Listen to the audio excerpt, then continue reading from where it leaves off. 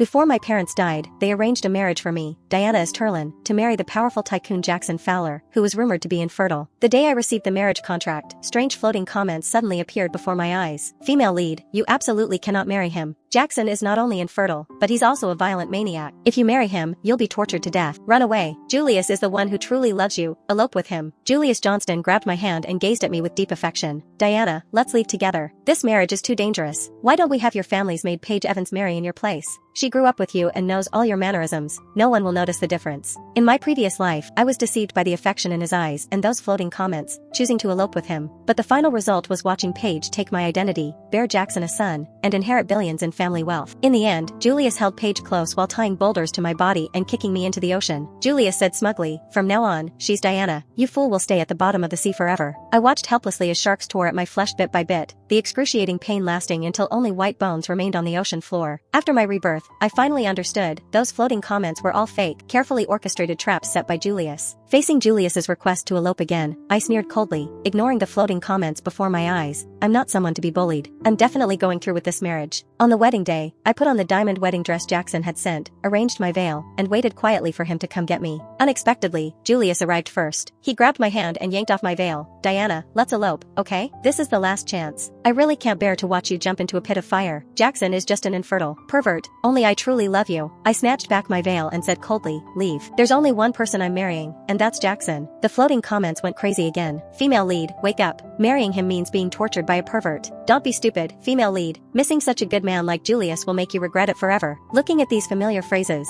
I found them utterly ridiculous. Julius's voice trembled with a sob that could fool anyone. Diana, snap out of it. What era are we in? And he's still doing traditional weddings. This just proves he has psychological problems. You'll definitely be tortured if you marry him. I'm doing this all for your own good. I found it laughable. He could twist an ordinary wedding into evidence of Jackson's psychological problems. In my previous life, he used these same tactics to constantly poison my mind against Jackson. Yet I believed his every word and chose to elope with him before the wedding. How foolish I was. Seeing my silence, the floating comments attacked again. Julius is doing this for the female lead's good, but she doesn't appreciate it. So infuriating. Sigh, such a good man, but the female lead doesn't know quality when she sees it. Those words clung to my vision like barnacles on the ocean floor, dense and painful. My voice turned ice cold. I don't need you doing things for my good, and I won't allow you to slander my fiancé. Time was running short. I stood up and said, please leave immediately, or I won't hesitate to have security escort you out. Through my veil, I saw Julius clench his fists instantly, but he could only turn around helplessly. He said through gritted teeth, Diana, I never expected you to be so heartless, betraying my sincere feelings for you. With that, he stormed out. Through the crack in the door, I saw Paige cowering in the shadows, wearing the pearl necklace I had lost around her neck. The sound of Jackson's wedding procession engines came from outside. A LD smile curved my lips. As long as I successfully complete this marriage today, let's see what trouble you can stir up. 99 Rolls-Royce Phantoms lined up neatly downstairs. Jackson stepped out from the driver's seat, his custom black suit accentuating his tall, upright figure. The rear door opened, and surprisingly, a sweet-looking young woman emerged, following closely behind Jackson. The two appeared quite intimate. I froze in place. In my previous life, Jackson had been a devoted, faithful husband who cherished his wife. But who was this woman clinging to him? The bullet comments appeared before my eyes again. Jackson is so outrageous, bringing his mistress even to his wedding. Is this supposed to intimidate the female lead? I heard Jackson has over a dozen mistresses like this at home. What a pervert. The female lead should escape before he comes upstairs. She should call Julius quickly. This is her last chance. Watching the constantly scrolling comments, all convinced this WOM and was a kept mistress, I actually calmed down. I observed carefully through the window and noticed that although she stayed close to Jackson, she maintained a certain distance. The haute couture embroidered gown she wore had hand-sewn pearls on the hem, clearly the one-of-a-kind piece that Chanel had auctioned for an astronomical price last Christmas. Such refinement and nobility, how could it possibly belong to a kept mistress? Understanding dawned on me, and I calmly sat back on the bed. Steady footsteps echoed on the wooden stairs, stopping abruptly at my door. Jackson turned the handle, but the door wouldn't budge. His voice penetrated the door, cold and distant. Mrs. Turlin, if you don't want to marry me because of the rumors, just say so. What's the meaning of this? I hurried to open the door, but the moment my fingertips touched the cold lock, I felt something foreign stuck in the keyhole. I suddenly remembered Julius's smug smile before leaving. It must have been his doing. Now Axon would definitely think I was deliberately humiliating him. Cold sweat instantly broke out on my back. In my previous life, though Jackson was protective of his family, he showed no mercy to those who deceived him. Sure enough, his voice outside suddenly turned menacing. You're the first person to shut me out. The bullet comments began flooding my vision again. The female lead is doomed now. She's offended the psycho. She's in for torture. Sigh, she could still leave now, but she won't listen to advice.